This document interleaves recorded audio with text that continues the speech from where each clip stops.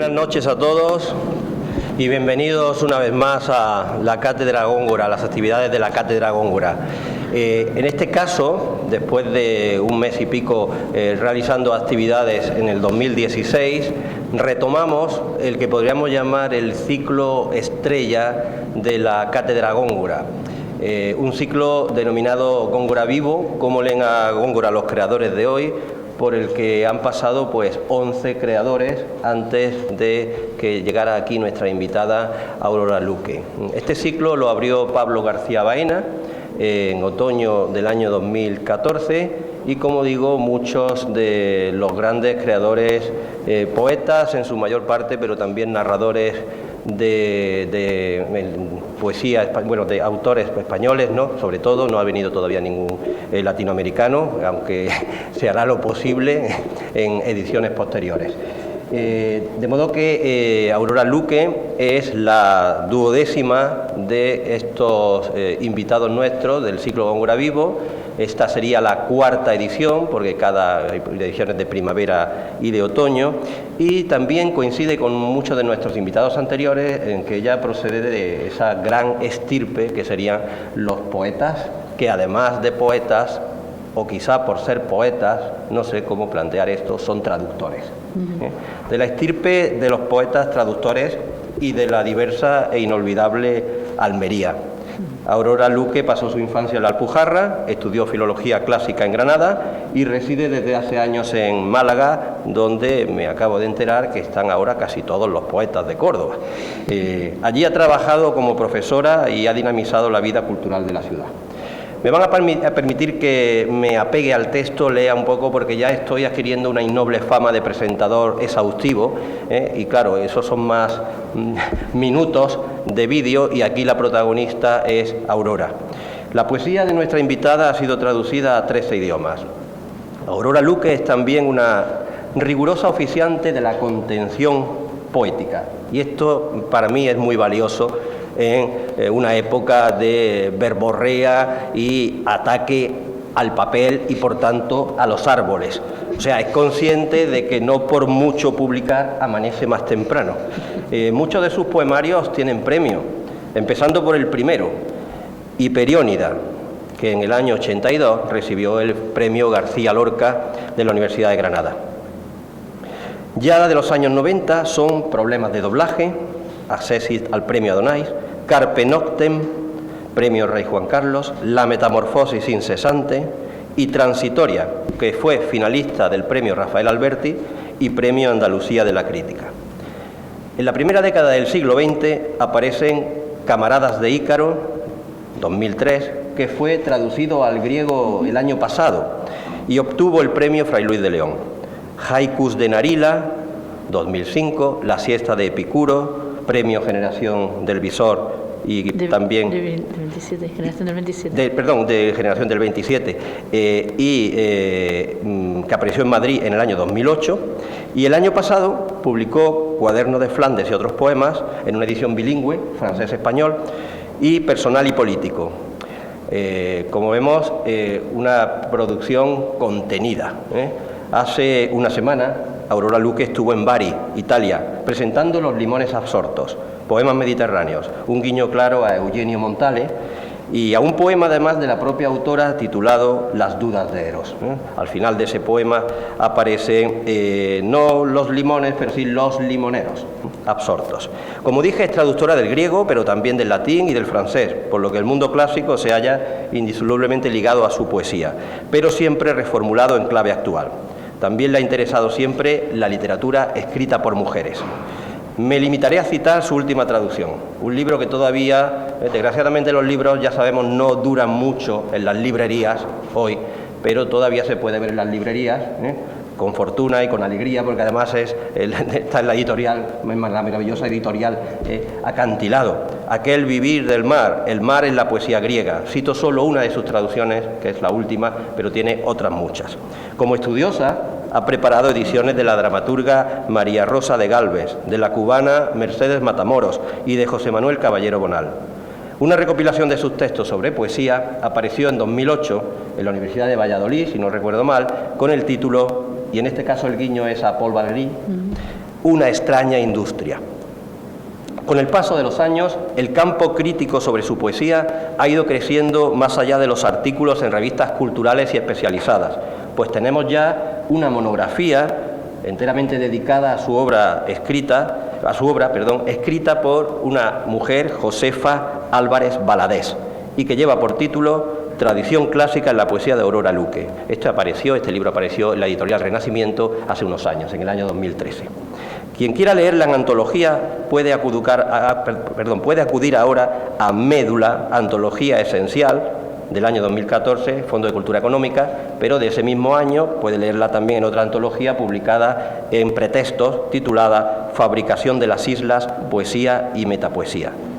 Esas son las antologías más recientes, pero existen antologías más antiguas como Carpe Amorem, de 2007, Carpe Verbum, de 2004, Portuaria, 2002, o Las Dudas de Eros, del año 2000, que, debo decir, creo que es la primera que se le dedicó, la primera antología suya, creo que es la primera, y sobre todo, debo decir, ya que estamos en Córdoba, que fue pulcramente editada en Lucena, en el año 2000.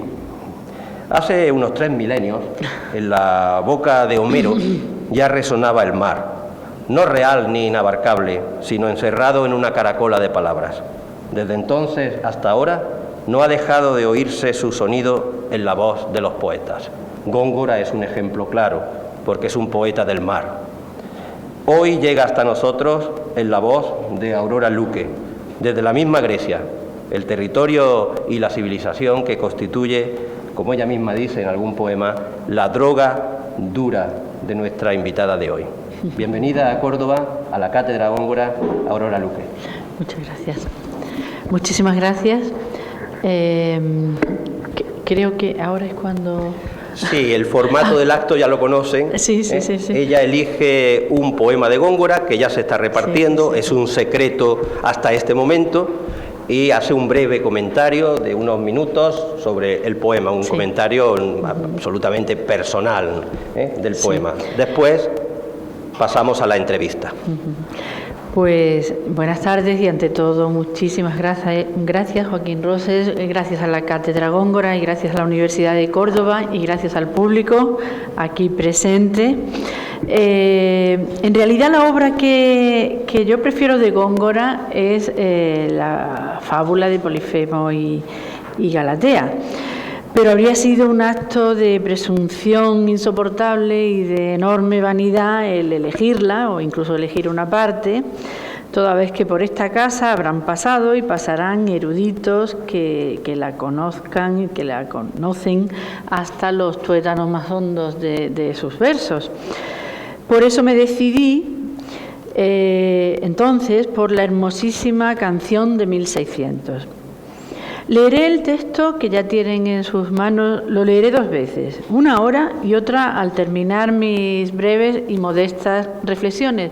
Y digo modestas porque quiero anticipar que yo no soy especialista en Góngora, que amo la poesía de Góngora, pero en ningún momento me he dedicado a estudiarla exhaustivamente. La disfruto y aprendo todos los días, aprendo siempre de ella, pero no soy especialista. Entonces mis reflexiones van a ser reflexiones de poeta, no reflexiones de profesora ni de erudita. Bueno, leemos el poema y después hacemos esas breves reflexiones. Qué de envidiosos montes levantados, de nieves impedidos, me contienden tus dulces ojos bellos. Qué de ríos, del hielo tan atados, del agua tan crecidos, me defienden el ya volver a bellos. Y qué burlando de ellos el noble pensamiento, por verte viste plumas, pisa el viento. Ni a las tinieblas de la noche oscura, ni a los hielos perdona, y a la mayor dificultad engaña. No hay guardas hoy de llave tan segura que nieguen tu persona, que no desmienta con discreta maña. Ni emprenderá hazaña tu esposo cuando lidie, que no la registre él y yo no envidie. Allá vueles, lisonja de mis penas, que con igual licencia penetras el abismo, el cielo escalas, y mientras yo te aguardo en las cadenas de esta rabiosa ausencia, al viento agravien tus ligeras alas. Ya veo que te calas, donde bordada tela un lecho abriga y mil dulzores cela. Tarde batiste la invidiosa pluma, que en sabrosa fatiga vieras, muerta la voz, suelto el cabello, la blanca hija de la blanca espuma. No sé si en brazos diga de un fiero Marte o de un Adonis bello, ya anudada a su cuello, podrás verla dormida y a él casi trasladado a nueva vida. Desnuda el brazo, el pecho descubierta, entre templada nieve, evaporar contempla un fuego helado, y al esposo en figura casi muerta, que el silencio le bebe del sueño con sudor solicitado. Dormid, que el Dios alado, de vuestras almas dueño, con el dedo en la boca os guarda el sueño. Dormid, copia gentil de amantes nobles, en los dichosos nudos que a los lazos de amor os dio Himeneo, mientras yo, desterrado, de estos robles y peñascos desnudos, la piedad con mis lágrimas granjeo. Coronad el deseo de gloria en recordando, sea el lecho de batalla campo blando. Canción, di al pensamiento que corra la cortina y vuelva al desdichado que camina.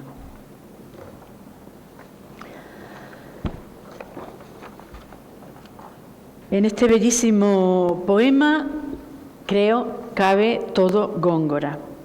Aquí están ya iniciadas sus mayores lecciones, aquí están sus obsesiones vitales, aquí sus motivos más queridos. Me detengo en 3 de estos motivos. La poesía como medicina. Aquí el pensamiento del poeta, no la poesía nombrada como tal, sino el pensamiento del poeta que recrea y vuela en las palabras. Un segundo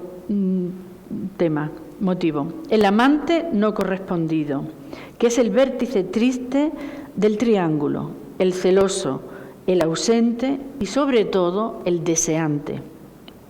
Y un tercero, el himno a la belleza de los cuerpos, en el marco de lo que Dámaso Alonso llamaba hiperluminosidad de Góngora.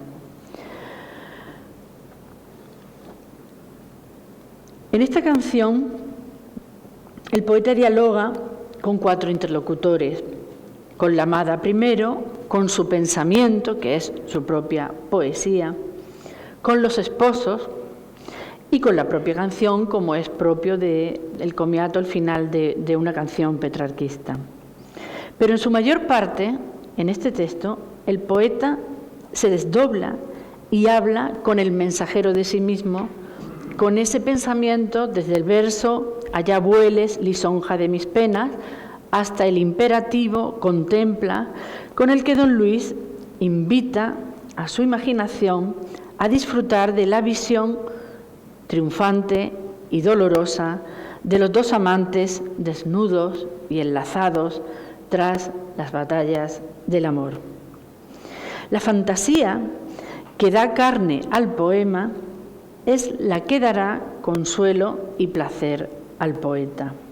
Sobre todo el placer de encarnar la imaginación en sus propias palabras. El cíclope Polifemo se medicaba con poesía para curar la ausencia de la amada Galatea, para curar también las penas del desamor. Góngora se automedica con el vuelo, con la droga de su propio pensamiento. El pensamiento como un sucedáneo glorioso de la vida. El pensamiento que aquilata la ausencia, que transmuta el dolor, que enaltece la soledad. Y aquí, y ya que me ha citado nuestro anfitrión como traductora, Voy a leer el origen de ese tópico de la poesía como terapia, que es tan querido a los antiguos, desde los textos griegos que alimentaron a Virgilio, que alimentaron a los latinos y que luego van a alimentar, y de qué manera, a nuestro don Luis de Góngora. Así que voy a leer de Calímaco un pequeño texto que está en mi traducción Los dados de Eros, en el que se insiste en cómo la poesía es medicina para el cíclope. Es un epigrama recogido en la Antología Palatina de Calímaco, que titulé Conjuros contra Eros, y que recurre a Polifemo como el mayor usuario de la poesía como medicina, como medicamento, como lenitivo para las penas del amor. Está escrito en ese tono que intenté recoger de alguna manera, un poco leve, un poco despegado, ¿no?, de los epigramas, de muchos epigramatistas y en concreto de Calímaco. Qué buen encantamiento descubrió Polifemo para el enamorado, por la tierra, que no era tonto el cíclope. Las musas, sí, Filipo, la pasión debilitan. Su técnica es la droga que todo lo remedia. El hambre y el poema son la única terapia, creo yo, para el mal. Estirpa la dolencia de querer a los chicos. Puedo decirle a Eros muy tranquilo: niñato, córtate ya las alas, ni una pizca te temo, porque tengo en mi casa conjuros de 2 clases para tus golpes crueles. Los conjuros de 2 clases son el hambre, que ya ha citado, y la poesía, ¿no? Yo creo que Góngora asentiría, ¿no?, encantado ante Calímaco, ¿no?, con ese reconocimiento de la poesía como remedio. Y también voy a leer un fragmento del Cíclope, del idilio de Teócrito, que abunda en ese tema de la poesía como remedio. Estoy recordando ya, acabo de verlo además en la exposición, ese fragmento en el que Cernuda habla en su poema de Góngora de las razones que tiene Góngora para su orgullo, ¿no? Yo creo que el saber que la poesía era su razón de vida, su escudo y su modo de estar en el mundo y su modo de defenderse de los sinsabores, creo que, en fin, me acabo de recordar porque Teócrito abunda también al hablar de ese remedio que es la poesía contra los males del amor. Nicias, contra el amor no hay otra medicina, ni en ungüento, ni en bálsamo, creo, que las piérides. Liviano y dulce es en los hombres su efecto, mas no resulta fácil encontrarlo. Por eso estimo que tú sí lo conoces, un médico excelente y por las 9 musas adorado. Con este medio, leve le fue el paso del tiempo a nuestro cíclope, al viejo Polifemo, cuando cayó en amor por Galatea, justo cuando la barba le apuntaba en las sienes. No se quedaba en rosas su amor, ni en rizos o en manzanas. Era demencia pura, y secundario creía todo lo demás. A menudo volvían las ovejas al redil ellas solas, desde los verdes prados, que aquel se consumía cantando a Galatea en la orilla entre algas desde el amanecer, con la llaga más cruel dentro del pecho, el dardo que de Cipris poderosa se le hincó en las entrañas. Mas descubrió el calmante. Sentado en altas rocas, mirando al mar, cantaba lo que sigue.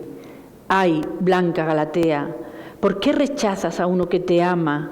Tú a mi vista más blanca que cuajada, más tierna que un cordero, más altiva que un toro y más jugosa que las uvas verdes. Llegas en cuanto el dulce sueño me posee, te vas en cuanto el dulce sueño me abandona y huyes como la oveja que ve al lobo canoso. Bueno, pues tras este paréntesis con Teócrito y con Calímaco, volvemos a nuestra canción. La canción de 1600 de Góngora se ha interpretado desde infinidad de ángulos. Se ha visto como un desarrollo del tema del amante como trasunto de Ícaro, como una variante del tópico del exclusus amator, pero como señala mi querido amigo, poeta y eruditísimo sobre Góngora, José María Micó, en su estudio La fragua de las soledades, que apareció ya hace tiempo en la desaparecida Sirmio, que fue madre de esta colección de acantilado, como señala José María Micó, el Góngora, la voz que dice este poema, no es la de un enamorado al uso, porque hay más de exclusus que de amator. Hay un eco que refuerza esa idea del exclusus, del amante excluido. Hay un eco del tópico del Paraclausíciron, el lamento del amado ante la puerta cerrada de la amada, ese tema tan querido por los poetas de la antología palatina. Pero Góngora nunca en esta canción, como señala José María Micó, nunca se somete a un solo modelo. Precisamente a esta canción se la ha llamado enigma repetidas veces por lo huidiza que es con relación a todos los modelos. Y así lo demuestra, sobre todo, el estudio excelente de Jesús Ponce Cárdenas, Evaporar contempla un fuego helado, publicado en Málaga, en manejo de la revista Analecta Malacitana, un ensayo que desmenuza, un estudio que desmenuza pormenorizadamente y de manera muy brillante, muy luminosa, las cuestiones de género, las cuestiones de enunciación lírica y las cuestiones referidas al erotismo del que habla Góngora. Nos dice, por ejemplo, que esta canción no cabe ni en el molde de no pertenece, no se ascribe ni al género de la canción petrarquista de ausencia, ni al género epitalámico. Va más allá de la solemnidad del epitalamio clásico. Se escribiría a un género más lascivo, menos serio, menos impreciso. Es más rico en escenas más concretas. Sería un género que también recibe un nombre griego, el kateunastikos logos, o discurso del lecho nupcial, que se separa, precisamente en lo detallado, de los epitalamios clásicos de Safo o de Catulo. Y es que Góngora tiñe de melancolía su relato erótico de la visión de esos esposos amantes, en su intimidad, lo tiñe de melancolía al mismo tiempo que lo despoja de espiritualización. ¿Qué duda cabe de que resuelve con plenitud la expresión de los contenidos eróticos dentro de los límites de una elegancia enorme y que alcanza, con este breve texto, una fuerza poética, soberbia y luminosa como la estrella más alta y más noble que pueda darse en el firmamento de toda la poesía. Yo quisiera volver a leerlo, invitando a señalar esas cuatro voces, esa mezcla de ese punto de fuga, esa fuga que hay en cuanto parece que va a ceñirse a un tema, el amante excluido, el lamento ante la puerta cerrada, Ícaro que vuela, que es su pensamiento.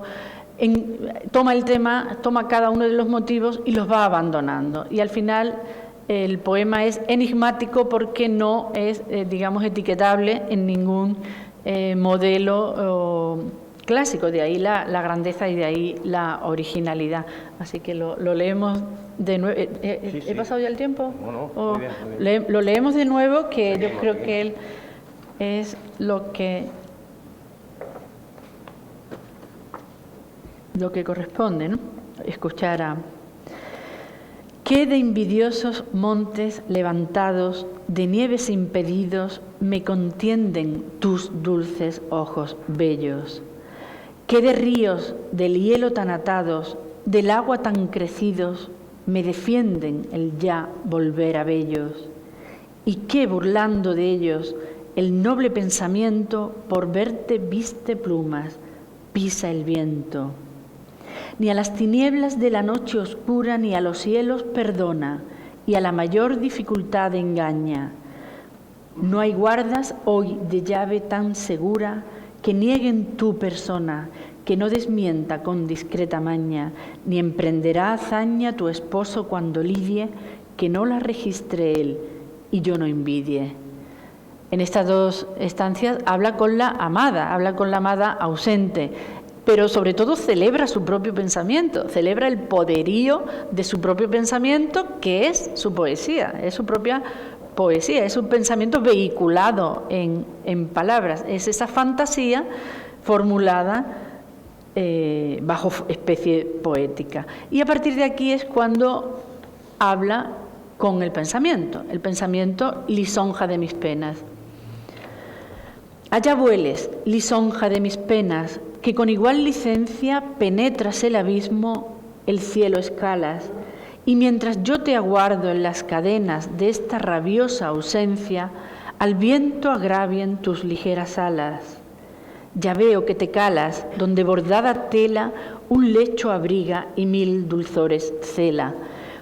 Aquí hay un giro inmediato, es Ícaro que cae, es el pensamiento que vuela y cae, se desploma sobre el punto de donde su imaginación quiere detenerse, que es directamente la cama de los esposos que acaban de hacer el amor, ¿no?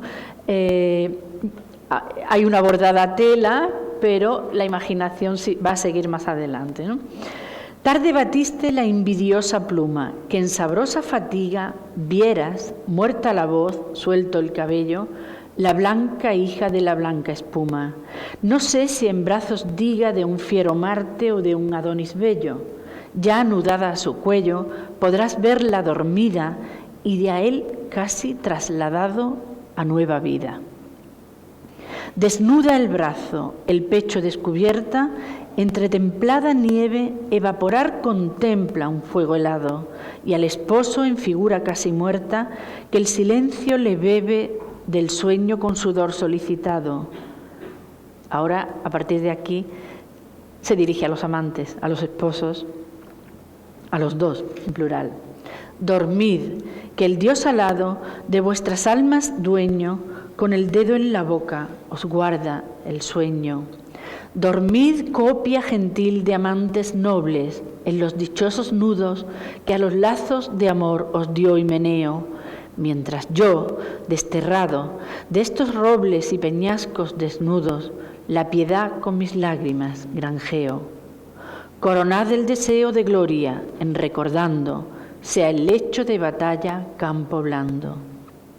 Canción, di al pensamiento que corra la cortina y vuelva al desdichado que camina.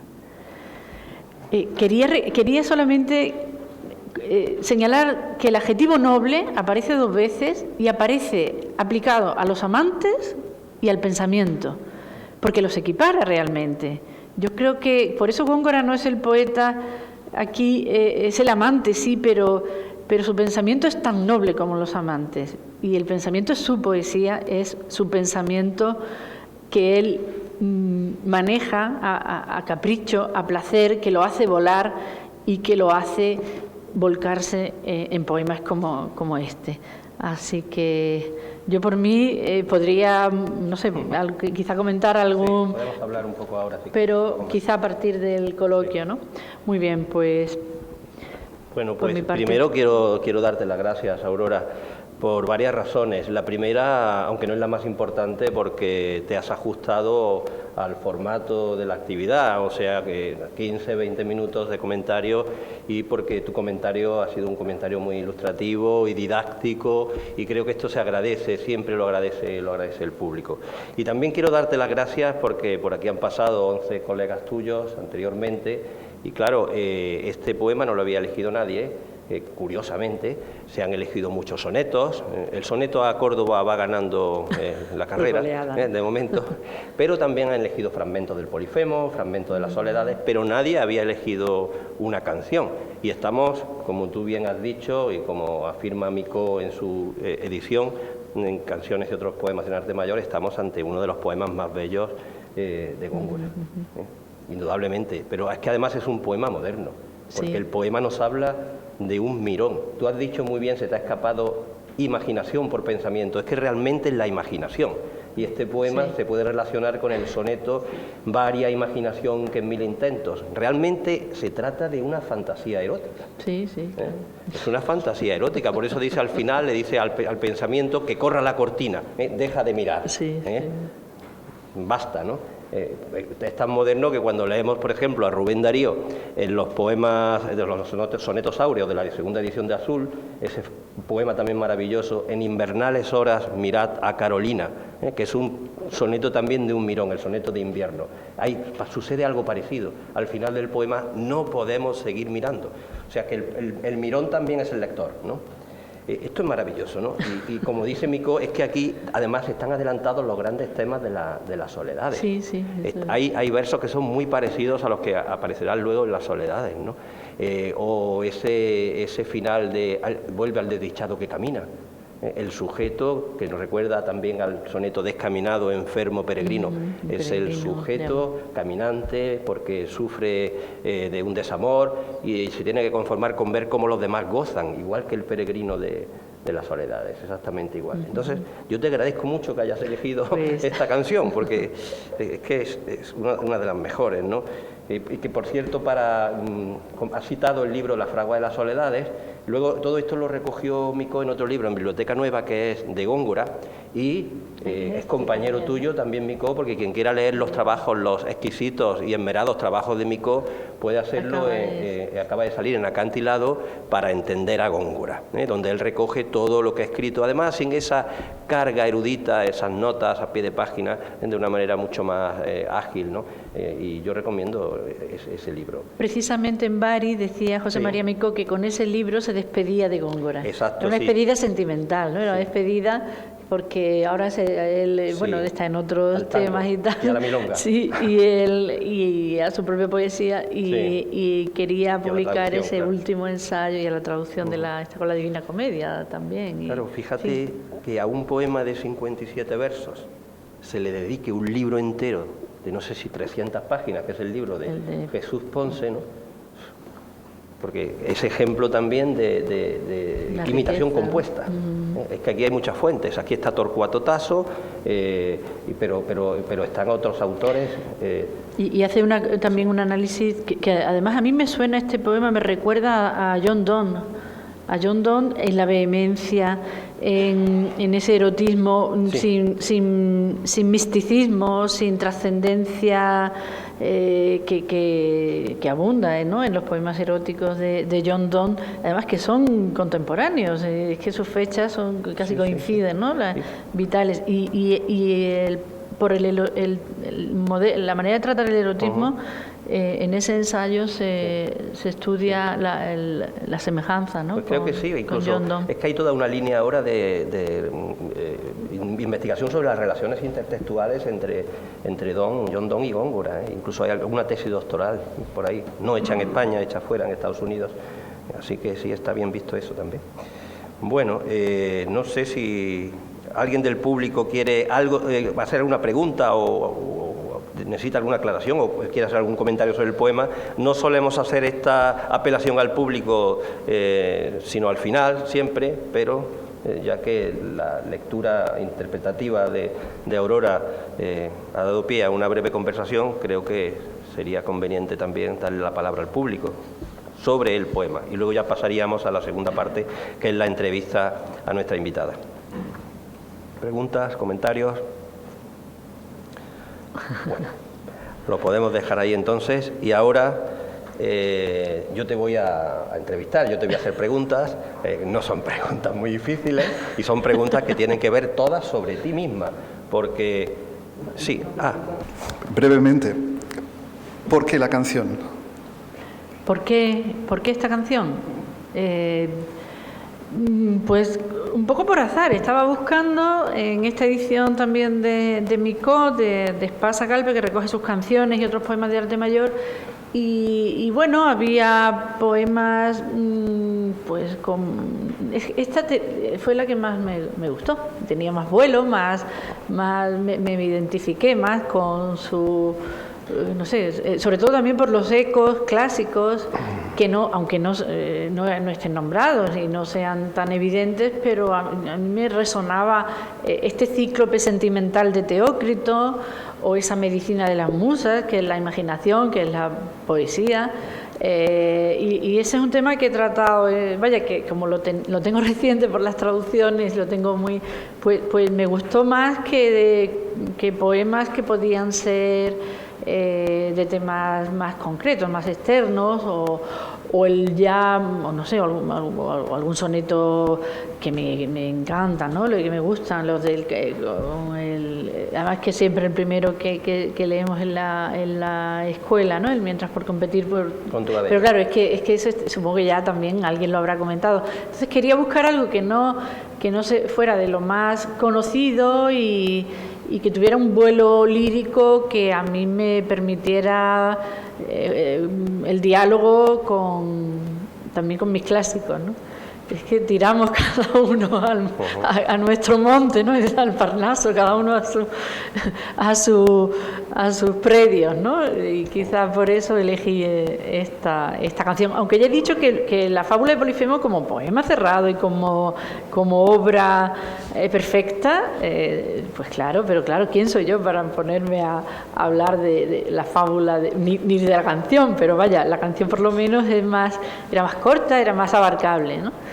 Y me ha servido para aprender mucho al ver las correspondencias entre Polifemo y como es esa relación triangular que es muy parecida, es la misma, ¿no? Seguramente una obsesión gongorina, ¿no?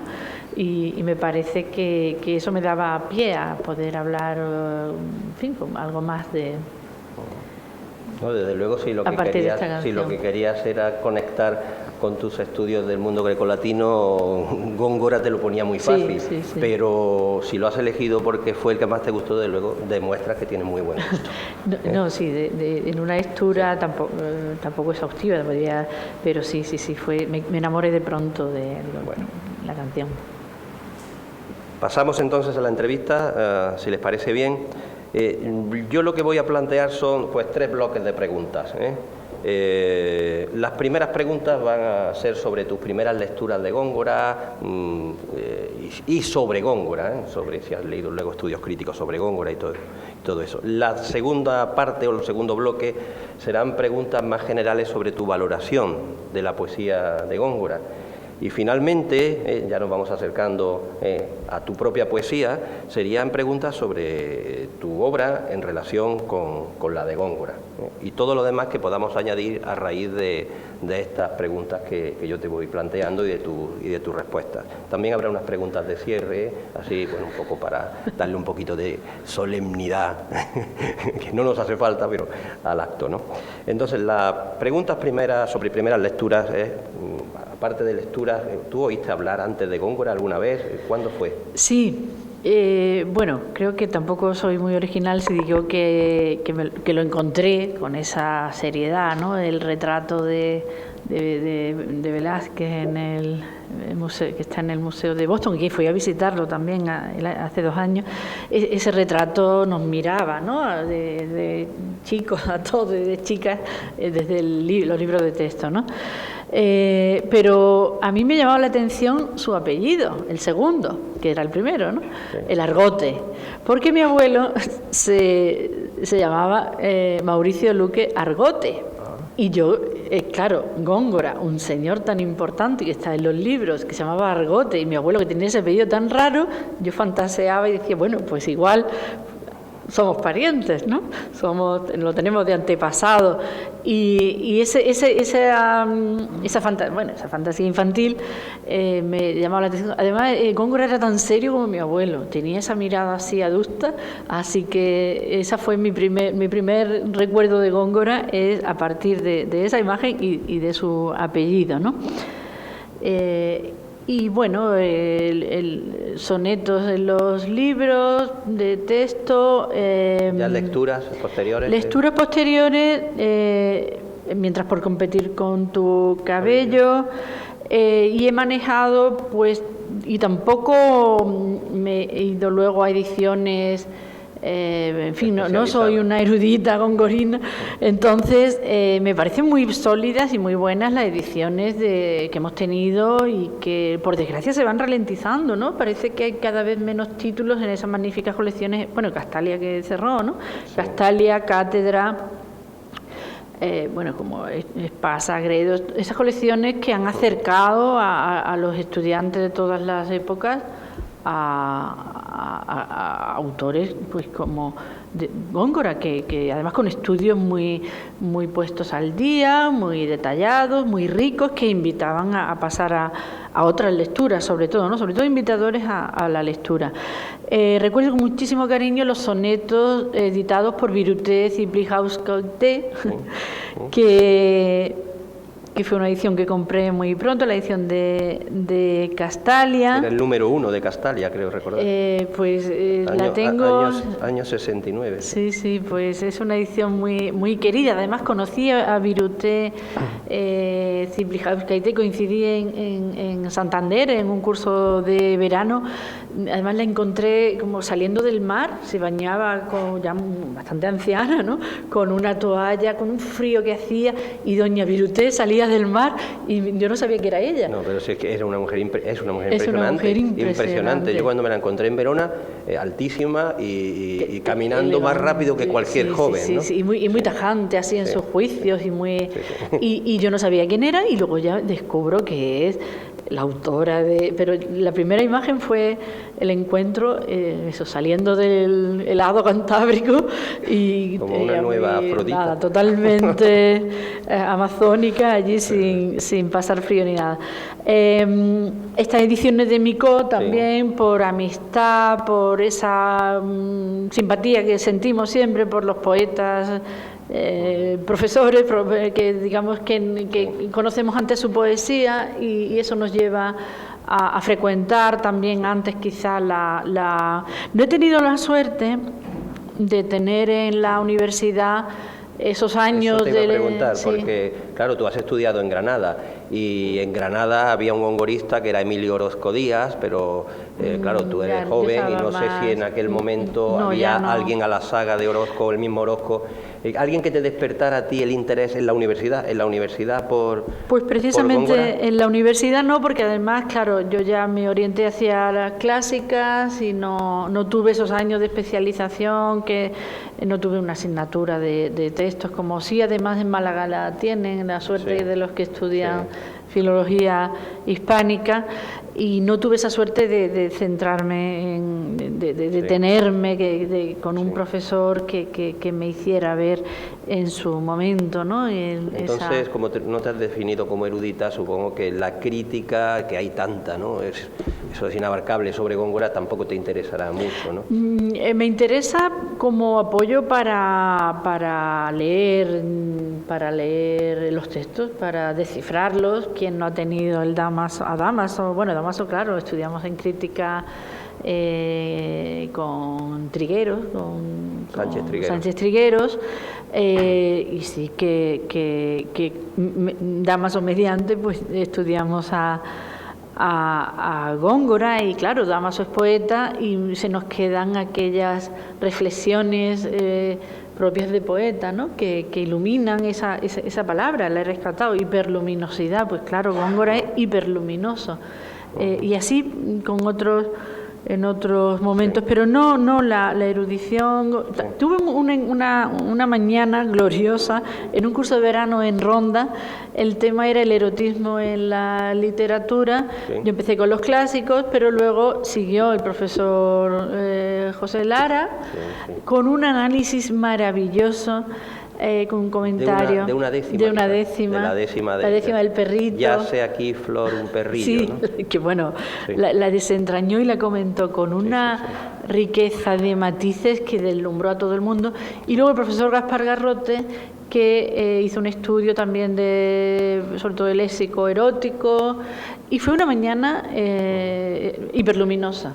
Bueno. Estaba Góngora allí, sonriendo desde luego, desde el Parnaso, y fue un momento, pero digamos que han sido momentos muy discontinuos, lecturas, y claro, me faltó en ese momento en la universidad ese maestro pero es que claro, yo ya iba por la vía griega y no me podía dedicar a todo. Y claro, has hablado de académicos eruditos, pero tú sabes que también hay creadores que se han atrevido, pues de una manera más libre de prejuicios, academicistas, a acercarse a Góngora, tanto españoles como latinoamericanos. ¿Recuerdas alguna de esas interpretaciones que te hayan resultado como interesante? creadores, desde luego, pues Miguel Hernández. Por fin alguien cita ¿Sí? a Miguel Hernández. Su Perito de Luna, ¿no? Esa destreza, esa voluntad de juego, esa frescura, desde dónde se sitúa para jugar con Góngora, yo creo que eso es una bocanada de aire fresco. Y mucho más reciente, y amigo también, Caballero Bonal, hablaba a menudo de ese descubrimiento que es... Y publicó un libro el año pasado, creo, ¿no? Que incluía algún estudio sobre Góngora, creo recordar, o hace 2 años. Recopiló sus estudios, ensayos. Ensayos no recuerdo exactamente, pero sí que él habla del deslumbramiento que supuso ese alarde de invención de un mundo. Me quedo con esas palabras. Alarde de invención de un mundo. Esa postura de Góngora, ¿no? Me voy a inventar un mundo y me da igual que lo entendáis, que os guste, que no. Yo invento mi mundo, voy a crearme un mundo para mí, y es un alarde creativo tan inmenso, tan independiente, tan autónomo, que claro, a Caballero Bonal, por supuesto que lo influye, ¿no? Caballero Bonal, a gata ojo de gato, yo creo que no se entiende sin... Bueno, el realismo mágico también. Sí, pero en riqueza verbal, en riqueza, en luminosidad y en digamos, en elección de vocabulario, yo creo que hay mucho de Góngora. Bueno, hay incluso quien ha comparado, aunque salirnos un poco del tema, pero hay quien ha comparado el libro Entre Guerras con Las Soledades, que no sé hasta qué punto hay ahí una proyección de los medios de comunicación, pero bueno, son poemas de estos largos. Sí. Vamos a dar por cerrado el primer bloque, porque si empezamos a hablar, pues... yo me conozco, ¿no? Ya me están echando miradas. Entonces vamos al segundo. Ahora vamos a cuestiones más de contenido. Preguntas sobre tu valoración de la poesía de Góngora, desde tu punto de vista, por supuesto, absolutamente personal. De toda la obra de Góngora, te iba a preguntar cuál prefieres. Puede que coincida con la que has elegido, pero creo que no, ¿no? Quizás sea el Polifemo. No, el Polifemo como obra ambiciosa y cerrada, sobre todo como construcción, como arquitectura, es una obra perfecta. Y al contrario, ¿cuál te parece poco comprensible, o pasajes que se te resulten extraños o no te gusten directamente, o alguna de sus vetas, porque sabemos que en Góngora está todo, ¿no? Está lo popular y lo culto, lo jocoso y lo serio. Entonces, ¿hay alguna faceta de su producción que te desagrade o no te...? No, lo jocoso es divertido, es ameno y además ingeniosísimo, ¿no? Pero claro, me interesa mucho más la poesía seria y sobre todo el Polifemo. Lo que pasa es que lo de oscuro es que sobra, Góngora es oscuro, pero por exceso de claridad.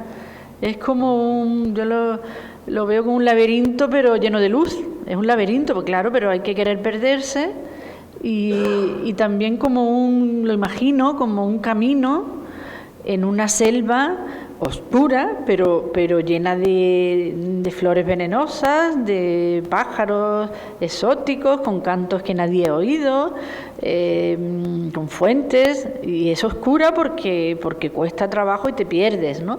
Pero es una oscuridad llena de belleza. Sí, sí. Y por eso la oscuridad pues es muy relativa. La noche es oscura y es bellísima, ¿no? O sea que en ese sentido, Góngora es oscuro como la noche es oscura. Y por eso, si me fatigo con las soledades, pues lo dejo y lo retomo otro día. Tampoco hay que, digamos que no hay que irritarse, es para saborear a pequeños bocados, lo mismo que un buen vino, pues también hay que saborearlo y beberlo poco a poco y no querer agotar la botella en un solo día. Claro. No sé, que tiene esa cualidad de alimento, de ser muy nutritivo y muy delicado, y que hay que tomarlo en dosis adecuadas y no saciarse, no empacharse de Góngora. Sí. Bueno, si te apetece, sí, pero que digamos que se presta a pequeños aperitivos, ¿no? A pequeñas escalas y a degustarlo en porciones, digamos, ¿no? ¿Qué crees que ha aportado Góngora a la poesía del siglo XX? Pues yo creo que sobre todo la idea de la poesía como un arte autónomo, la autonomía. La poesía no debe nada a ninguna otra disciplina, ni arte, ni es autónoma. Hay que leerla por sí misma, hay que... La especificidad del lenguaje poético. El lenguaje, y sobre todo que no hay... El no entenderla como con funciones serviles. No tiene que servir para arreglar el mundo, que lo arregla embelleciéndolo, ¿no? Lo arregla poniendo mucha belleza ahí, pero autónomamente. No tiene por qué estar, no debe ser analizada por su función social, porque o de elogio al poderoso o de crítica, sino por su autonomía como objeto bello. A partir de ahí, por supuesto que hay lecturas. Yo creo que, igual que Juan Ramón Jiménez, pocas cosas hay más revolucionarias que la creación de una belleza autónoma, una obra autónoma, una poesía que es belleza que no existía antes, puesta ahí, y que está al alcance de todos, de los pobres y de los ricos, y de los desfavorecidos. Basta con saber leer y con abrir un libro. Entonces, ¿habrá algo más revolucionario que eso? Lo barato que es el acceso, lo económico que es disponer de esa belleza. Pues esa belleza embellece el mundo y no tiene por qué dentro de sí misma estar llena de discursos políticos fáciles, Antonio Carvajal, que pasó por aquí, fue uno de los que pasó por aquí, decía que los trabajadores deberían leer a Góngora para que no los engañaran en los convenios colectivos. Es una gimnasia intelectual maravillosa, ¿no? Lo que pasa es que luego el idioma de la burocracia irrita por esa sintaxis que lo quieres corregir y lo quieres analizar y ves que está muy mal escrito y se te olvida el tema del convenio. Claro. A mí me pasó cuando me sacaba el carnet de conducir, el código estaba tan mal escrito, el código de... que me irritaba con esta sintaxis, ¿qué construcción es esta? Sí. Y me lo pasé corrigiéndole la sintaxis al código de circulación y me suspendieron. Claro. Son deformaciones que tenemos. Sí. Sí. Vamos a ver, y para ti es un poeta, es una cuestión esta de lo que se llama el canon, ¿no? ¿Es un poeta universal, Góngora? Pues sí, en tanto que lo que he dicho antes, que aporta belleza al mundo, que el universo está enriquecido con una obra que...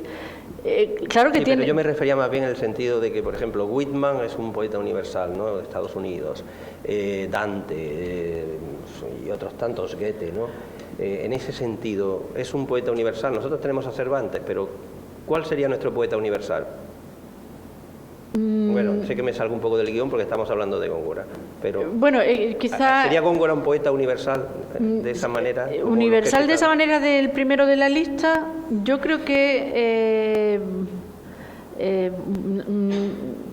no sé, quizá por está hablando también de popularidad, ¿no? No popularidad, de conocimiento íntimo que tiene la gente. En el sentido también de lo clásico, ¿no? Como decía Borges, ¿no? Aquello de clásicos son aquellos autores a los que la humanidad acude una y otra vez y sus textos son inagotables. No, yo creo que Góngora es a los siglos de oro como Cernuda a la edad de plata. Digamos, yo creo que Lorca es digamos, en la edad de plata sería Lorca, ¿no? Pero Cernuda, sin embargo, es el que leemos, y el que leemos a todos, ¿no? Pero digamos que el que está latiendo más tiempo y alimentando casi más a los poetas venideros, ¿no? A los poetas del futuro. Sí. Y Góngora pasa un poco... Jordi Gracia, el efecto Cernuda, ¿no?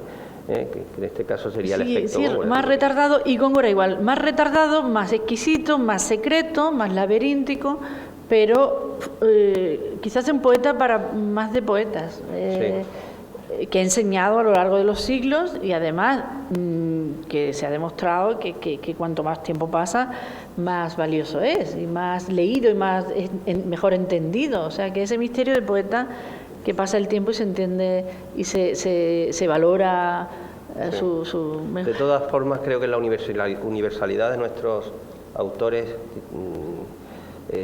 tiene varias carencias y graves, ¿no? Por otras razones, ¿no? Pero no podemos entrar ahora en ellas, ¿no?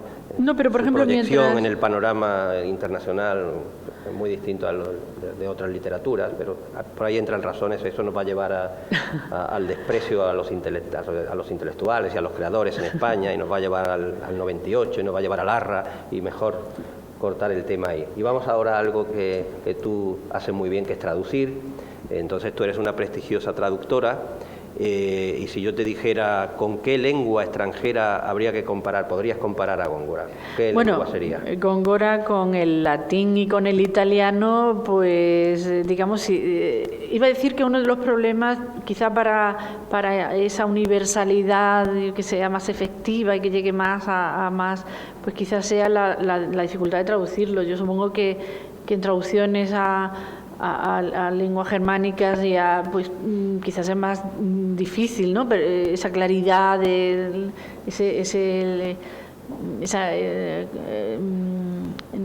carácter neto, ¿no? De su lenguaje brillante que es el latín. Quizá además es que él trabajó por latinizar, ¿no? De alguna manera, por traer toda la belleza del latín. Eso se perdería. Sí. Claro, no hay raíces. Él mismo lo dijo, ¿no? En la carta famosa dijo aquello de llevar la lengua castellana a la altura de la latina, ¿no? Sí, entonces creo que, claro, el latín es su... yo creo que de todas formas, y el italiano también, en claro. Italiano y en...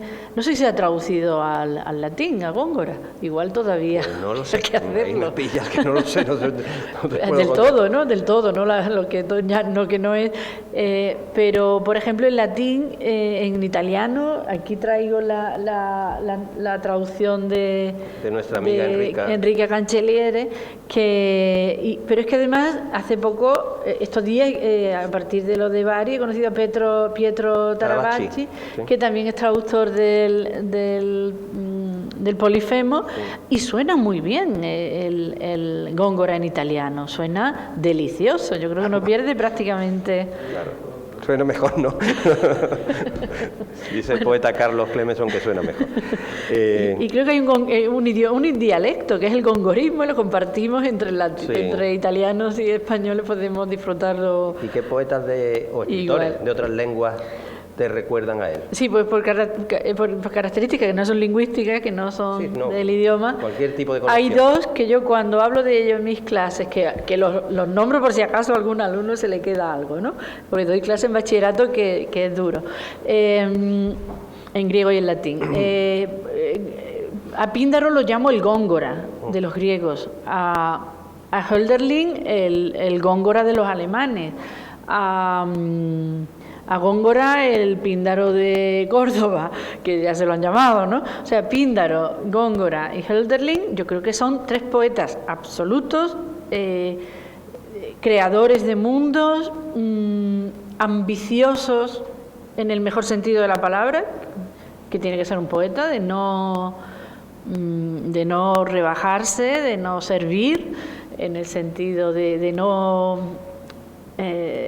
hacer cambalache con su obra, no por halagar a nadie, y en ese sentido de obra, y además yo creo que los tres, bueno, Píndaro no sabemos tanto, su final parece que fue dulce, ¿no? Murió en el hombro de un amado, pero Góngora y Hölderlin, sobre todo, tienen finales, pues, no muy, en fin, un poco tristes, ¿no? Algo penosos, ¿no? No corresponde a su mérito, pero fue parte de la falta de no traicionarse.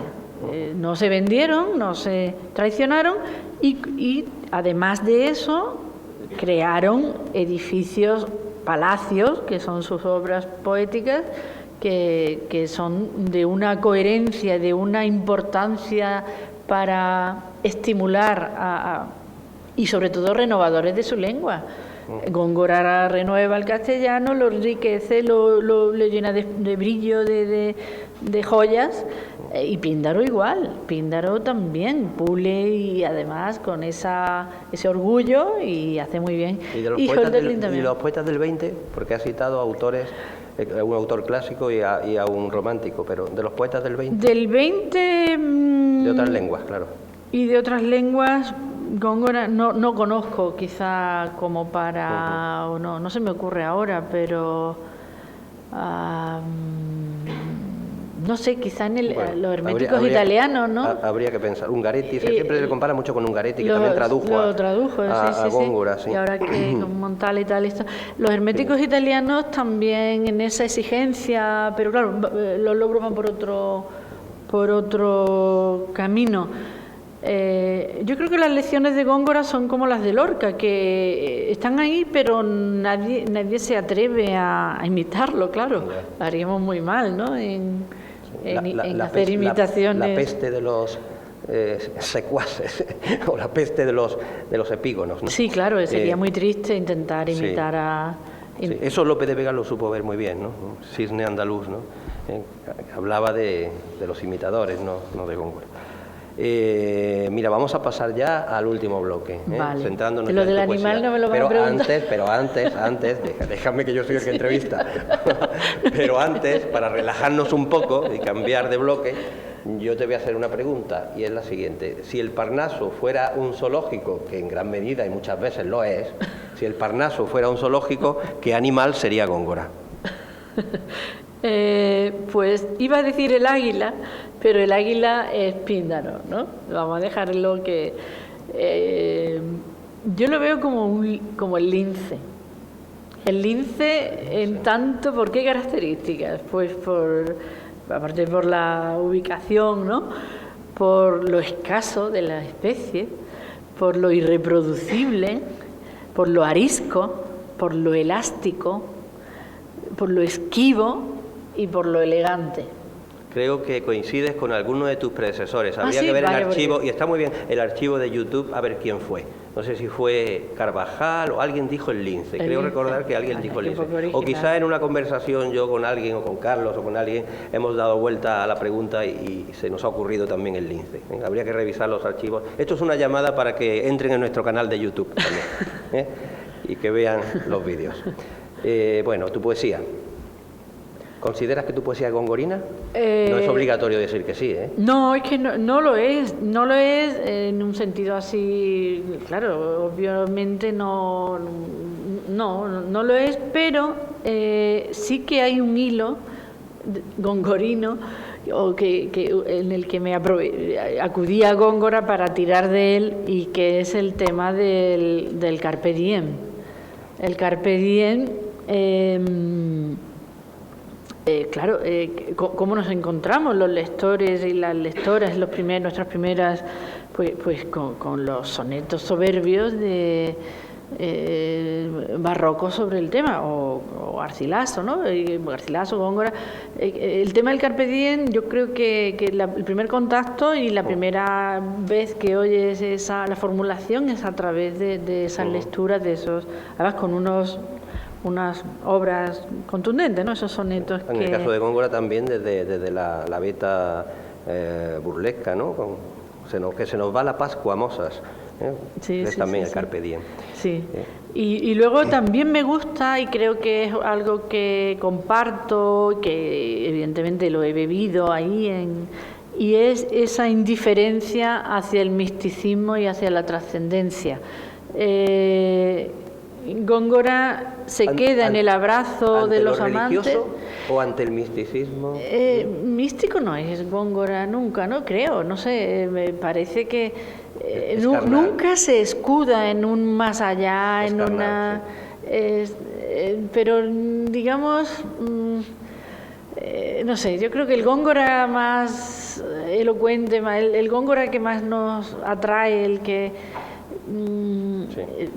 bueno, quizá no pudo escapar a su época también, no se podría ser absolutamente indiferente, pero esa carnalidad, esa sensorialidad, de esa manera tan contundente en cada uno de sus versos, sobre todo en Polifemo y en Soledades, ese paganismo del siglo XVII. Sí. Hay quien confunde su hábito con... No, el hábito lo llevó pero hay quien muy... confunde, incluso se escriben libros sobre... Yo creo que le picaba mucho, ¿no? La lana del hábito. Ya. Pero eso sí, me identifico con ese paganismo. Bueno, de yo Góngora. he estado leyendo poemas tuyos y todo eso, ¿no? Y se ven huellas muy claras, incluso en los títulos, Desolación de la sirena, el gran último libro de Cernuda, ¿no? O la deconstrucción o el amor, ¿no? Entonces, yo sé que, como en todo poeta, pues hay una serie de huellas, ¿no?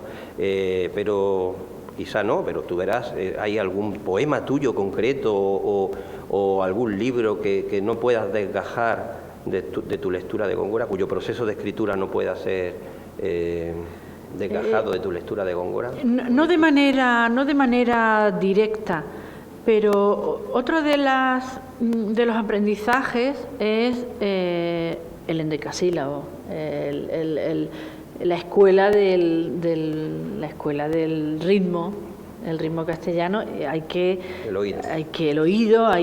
leer, y hay que leer en voz alta a todos los maestros del 17, y eso tuve la suerte de tener en COU, al acabar las clases de COU, un taller que llevaba el poeta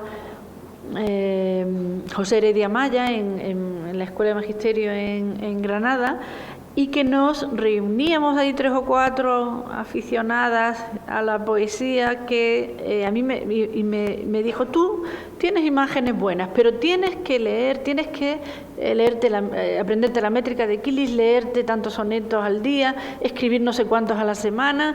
Y claro, ahí tomé a Góngora y a Garcilaso, y Quevedo es que es tan antipático y tan misógino que a veces me daba, no sé, un poco de grima en algunos momentos maravillosos, y luego, ya está. Pero tuve esa suerte, y entonces el oído se educa con Góngora y Garcilaso y Quevedo. Y no hay más, hay que leerlos y oírlos como que no oye el mejor concierto del idioma. Sí. Esa sensorialidad de lo auditivo está en Góngora, pero también el erotismo y la sensualidad, ¿no? ¿Y qué te sugiere todo eso en relación con tu propia poesía, donde hay erotismo y sensualidad, ese despliegue sensorial, ¿no?, de tu poesía? Veo lo que ya he citado de alguna manera, que es esa libertad pagana para asomarse, en el caso de la canción, al abrazo, y además al desnudo de la pareja, de estos esposos, esa descripción gozosa de los cuerpos y de la naturaleza también, ¿no? No es solo de los cuerpos libres de la naturaleza, de esa exaltación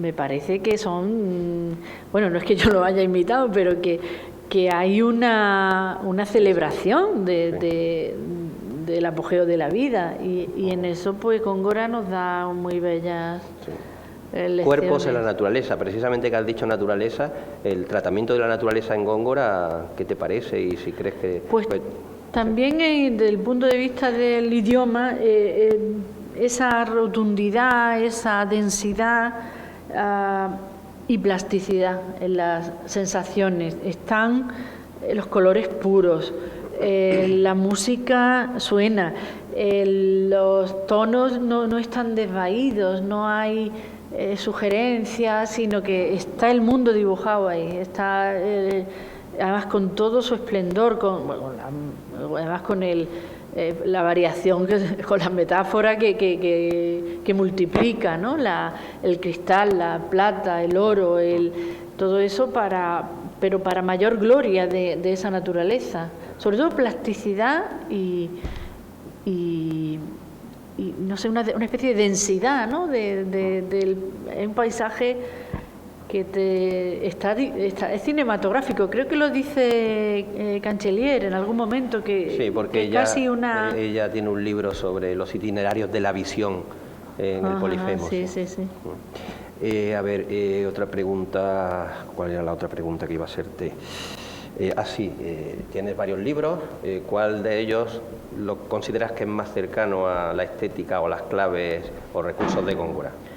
Pues es que creo que estarían en todas estas, entre las enseñanzas del endecasílabo, esa visión del erotismo, de la naturaleza, están mezclados, pero sí quizás en las variaciones sobre el Carpe Diem, que además yo lo he abusado, ¿no? Con el título Carpe Noctem, Carpe Mare, tengo Carpe Amorem, en fin, he jugado mucho con ello. Pues en esos poemas en los que intento también buscar esa plasticidad, que es, por ejemplo, el poema Fecha de Caducidad, sí, o Gel, sí, que es además recurrir al mito y, en el caso de Gel, y no dejar nunca de dibujar con palabras, ¿no? Que haya una imagen, que haya un asidero visual, eso lo intento en los poemas, y eso La imagen, entonces, sería un recurso expresivo, ¿no? Porque te iba a preguntar eso, que qué recursos expresivos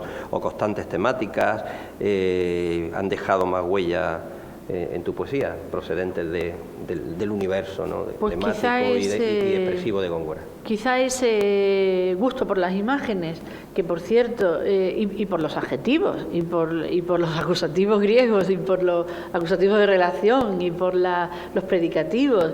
La ablativa absoluta. Esa sintaxis latina. Pues yo cuando me ha apetecido también he metido. Hay mucho de eso ahí, ya, sí, los dos acusativos de griegos de relación. Pues Caballero Bonal me comentó y dice, uy, en tus poemas me gusta esto tal y cual. Y era eso, figuras que están muy mal vistas por mis colegas, eso de abusar de adjetivos. Pues yo sí, a mí me gusta la plasticidad parece que no están de moda, ¿no? Pues quizás sea una... Sí. Si Góngora viviera en el siglo XXI, bueno, estaría mucho más feo el pobre que en el retrato de Velázquez, que tanto ha determinado la visión del poeta. Pero imaginemos que sí, que está ahí y lee tu poesía. ¿Qué te imaginas que diría de tu poesía? Qué barbaridad, esa es una pregunta tremenda, ¿no? Pues, ¿qué vería? Pues yo creo que el amor al mundo antiguo como impulsor igual diría, de la vida. ¿Cuánto ha durado esto? ¿Verdad? Hasta el siglo XXI. Sí, hablando. Seguramente diría todavía, y aquí, además diría, uy, las mujeres escriben. Diría seguro, uy, mira, pues no lo hacen tan mal. Como seguramente se quedaría un poco sorprendido y sobre todo eso, el amor al mundo antiguo como ámbito de libertad. Y el seguir aprovechándolo, seguramente. Vamos terminando ya, vamos con las preguntas estas de cierre, sin ponernos demasiado solemnes, pero explícale a un joven poeta por qué tiene que leer a Góngora, por qué debe leer a Góngora. Pues por lo mismo, por el mismo motivo por el que le recomendaría que leyera a Juan Ramón, pero además que se diera un gran atracón, que lo tuviera mucho tiempo en su mesilla, que lo trabajara a fondo. Y es por lo que tienen de creadores puros, de creadores, de autores de una obra, lo que he señalado antes, autónoma, que vieran la fuerza de la imaginación y cómo se construye una obra, el poema como obra artística, no como discursos, reflexiones ingeniosas o versos, no sé, o de oportunidad social, o de construcciones poco exigentes, que a veces compilamos, reunimos poemas sin pensar en la solidez de un libro completo. En cuanto a creadores serios, en constructores de obras coherentes entre sí, yo creo que Góngora, y por supuesto por el consejo que a mí me dieron para oír en decasílabos maravillosos y oír la música del idioma, que es la herramienta de trabajo. Bueno, tú has utilizado, esta es la última pregunta, tú has utilizado mucho la imagen del dado, ¿no? Los dados de Eros. Tú imagínate que ahora tienes un dado, pero en los dados no hay, o si quieres un dado con más de 6 caras, o sea, como se llame, un dodecaedro o lo que sea. Y tú tienes que tirar ese dado, pero en el dado no hay números, hay palabras. ¿Qué palabra te gustaría que cayera? ¿Qué palabra elegirías tú para definir a Góngora? Una sola palabra. Pues yo creo que ya habrá dicho alguien esplendor, ¿no? Que por cierto él... No lo sé, pero ¿no? tampoco repetirse es malo. Esplendor, lo que pasa es que esplendor, sí, ¿no? Seguramente. Pero digo, seguro que claro, es tan... Pero la cambié por esmeralda. Esmeralda, es la palabra elegida por Aurora Luque. Esmeralda, ¿no? Sí, pero claro, sí. No para definirlo a él, sino que claro, ya también como metáfora, ¿no? Uh-huh. ¿A qué se parece su poesía? Sí. Tiene facetas, como una esmeralda. Tiene brillo. Ese color... no sé, no soy nada original tampoco, pero... No, creo que sí. Pero de pronto... pero bueno, quizá... Si tengo que elegir, me quedo con esplendor, que además él la aclimató, ¿no? en castellano. Y si hay que elegir una segunda, y elegir con un... Vaya, la esmeralda no lo recoge, el idioma queda fuera, pero las cualidades de fulgor, sí. de limpieza, de... Bueno, te dejamos tirar 2 veces el dado y sale esplendor y luego sale esmeralda. Muy bien, gracias. Un aplauso, por favor, a nuestra invitada Aurora Luque.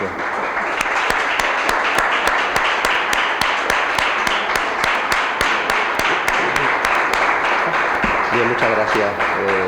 Yo me lo he pasado muy bien entrevistándote y aprendiendo mucho también. Y ahora es el turno del público, como siempre, y con esto se cierra el acto. El micrófono inalámbrico creo que estaba por ahí, ¿no? Muy bien, estupendo. Ha sido muy grata tu intervención, muy iluminadora de la brillante oscuridad de Góngora. Yo estaba pensando en la palabra esplendor, me ha sido telepáticamente sintonizada, o la hemos sintonizado, y luego también me gusta a mí resaltar ese carácter, digamos, paganizante y materialista de la poesía de Góngora, que es un poeta muy elemental, muy lucreciano, y luego también me ha gustado mucho la referencia a Píndaro. En fin, son poetas de muy alto coturno. Y te voy a hacer una pregunta. A mí me ha interesado mucho, o sea, por entretenimiento, también erudito, la pervivencia del tema, del mito de Polifemo y Galatea en las diversas literaturas a las que uno puede tener alcance. Me gustaría saber si en la literatura neohelénica, en la poesía neohelénica, aparece el tema de Polifemo y de Galatea, porque yo lo he detectado, por ejemplo, en la literatura italiana, en Quasimodo, tiene un oratorio, una cantata, que parece Galatea, Ulises, Polifemo y todo eso, y todo ese mundo. En la literatura francesa, en un soneto del 17, que ahora no recuerdo el autor, en un poema extenso, en un Polifemo, Los amores del cíclope, de Ronsard, de unos 300 y pico versos, en también en un Polifeme, una obra en 2 actos de un poeta simbolista que se representó y que no he podido tener acceso a ella, un Polifemo, pero que curiosamente vi que en la edición de la obra completa de Juan Ramón Jiménez, con sus traducciones, etcétera, etcétera, que se reeditó hace poco en Galaxia Gutenberg, él había comenzado a traducir ese Polifemo francés, que no sé si es de Albert Samen, pero solamente había traducido los personajes, y ahí se termina la traducción. Yo te quería preguntar si en la literatura italiana, que tú la conoces bien, o en la neohelénica, o en la inglesa, yo no he detectado ningún polifemo en la inglesa, en la alemana tampoco, y a mí se me queda más lejana, pero en la italiana sí aparece el tema de Polifemo y Galatea, y que puede ser que aparezca, yo no la conozco, y en la neohelénica. Pues lo voy a buscar porque no lo conozco ahora pero ¿no tendrá Elitis algo? ¿No tendrá Oseferis alguna? No lo sé, pero yo los he leído y no, pero bueno, puede que Elitis tenga algo. Seferis no lo sé, pero es cosa de... Ahí no he mirado yo, no he mirado, cuando los leí, no los leí yo con mentalidad polifémica, sí, sino claro, que los leí... seguro que volvemos a ellos y encontramos algo. Sobre todo Seferis, porque juega mucho. Puede ser que aparezca algo. Seferis juega con los mitos. ¿Y en la italiana? No conozco, no lo conozco tan... Es que es muy extraño que no aparezca en la literatura italiana cuando, por ejemplo, hay tanta pintura de Galatea y en el mundo, en la plástica italiana. Yo te conozco eso el de Quasimodo. Pues la desconozco, pero lo voy a buscar a partir de ahora. Yo intento traducir lo que pillo. Traduje ese poema, una égloga, la de Ronsard, el soneto, en fin, y intento traérmelos para acá, para Córdoba. Lo que sí tengo es, aquí en la antigua, en la griega antigua, sí traía más fragmentos del tema de, sobre todo Galatea. Y hay no recuerdo dónde estaba, a ver, es que no sé dónde lo anoté, es en Mosco, el bucólico Mosco, el epitafio Avión, aquí estaba, el papelito, el epitafio Avión habla de Bión como un poeta al que sí escuchaba Galatea. Galatea no quería saber nada de Polifemo, pero de Bión sí. Y en ese epitafio hay una referencia que eso, la poesía que sí enamoraría a Galatea y no la de Polifemo. Y luego hay bueno, también de Teócrito otros fragmentos preciosos como el Cíclope, bueno, de Teócrito, del idilio del Cíclope, el mito está en 2 idilios, como saben, ¿no? Sí. El Cíclope, como cuando le dice, deja el mar, ¿qué hace en el mar, Galatea? Vente conmigo al monte, vente a tomar estos quesos, me voy a aprender a nadar, así de una ingenuidad y de un sentimentalismo, ¿no? De ese Cíclope tan... Y bueno, es que he elegido los fragmentos o amorosos así que aporten algo original o los del mar, así que por ahí, por la antigua sí la conozco algo mejor, pero la moderna me voy a poner a ella. Es que es extraño, por ejemplo, que los poetas sicilianos o del sur de Italia, quitando Quasimodo, pues yo no he visto nada, ninguna referencia, pero bueno, seguiremos indagando. Muy bien, estupendo, pues ya me da curiosidad también para buscar. Rafael Cerrejón, por favor. Sí, voy a hacerte una pregunta muy breve. ¿Qué influencias de autores griegos, de clásicos, has visto más en la obra de Góngora? Has hablado de Píndaro, Teócrito... no, Píndaro no creo que quizá haya una influencia, no sé, una influencia directa, claro, eso no conozco tampoco la biblioteca de Góngora, cuál fue exactamente, ¿no? Que en qué momento las ediciones, seguramente sería fastuosamente rica todas sus lecturas, pero evidentemente, como la latina la conocía perfectamente, pues a través de ahí, desde luego, la griega llega vehiculada en Virgilio, está Teócrito y la palatina, en fin, los modelos, los motivos de los epigramas, seguramente también, yo creo que los conoce, ¿no? pero no conozco el detalle de la tradición que maneja de exactamente de qué ediciones pudo disponer. Teócrito está, además, ese humor, Virgilio lo tiene todo de demasiada melancolía, ¿no? Y parece que Góngora es a veces más teocriteo que virgiliano, ¿no? Es más directo. Y Ovidio, claro. Eso Ovidio, es por supuesto, obvio. Catulo también en la frescura de los epitalamios, pues seguramente resuena en Góngora. En fin, que yo creo que toda la tradición a través del latín, toda la poesía, si no la arcaica, si la alejandrina, la helenística, se vehicula y llega a Góngora. Y a mí hay una obra que me recuerda mucho a Góngora, que es que veo muy hermanada, y que es la novela de Longo, ¿no? El Damnis y Chloe.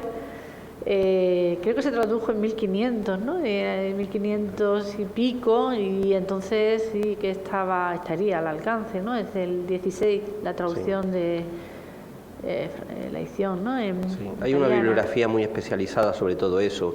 Incluso se habló, bueno, lo hizo María Rosalida hace tiempo, del discurso del cazador de Eubea, de Dion Crisóstomo, ¿no? Que había influido en el hilo narrativo de las soledades, por citar un autor de los raros, ¿no? Claro, sí. Que no es Virgilio ni... Sí. O sea, yo no soy especialista en ese tema, pero sí, que suena y que sabe a Teócrito, está claro que lo ha bebido, lo ha digerido a través de, al menos, de la literatura latina, claro. Muy bien. ¿Más preguntas? ¿Comentarios? Bueno, pues entonces damos por cerrado el acto. Yo les recuerdo que vamos a tener otras 2 invitadas en este mismo ciclo. Blanca Andreu, el día 14 de abril, y el ciclo lo cerrará ya en mayo, el 12 de mayo, Olvido García Valdés. Aparte de eso, seguimos con nuestras tertulias. Tenemos la próxima el día 7, y bueno, algunas otras actividades como el Viaje del Dragón, que son comentarios y tertulias que se llevan a los municipios de la provincia. Y por supuesto, todas las actividades de primavera se cerrarán con la segunda parte del homenaje a Álvarez Ortega, que convocará aquí a finales de junio a un crítico, labrador, y a un poeta muy conocido, Premio Cervantes, que es Antonio Gamonida, que cerrará, me parece que es el 29 de junio, los actos de primavera de la Cátedra Góngora. Muchas gracias. Vuelvo a agradecer al público y también a nuestra invitada, a Aurora Luque, por haber aceptado esta invitación y por hacernos pasar un rato tan agradable en esta noche ya primaveral, aunque con un poquito de frío todavía, de Córdoba. Muchas gracias. Gracias a vosotros.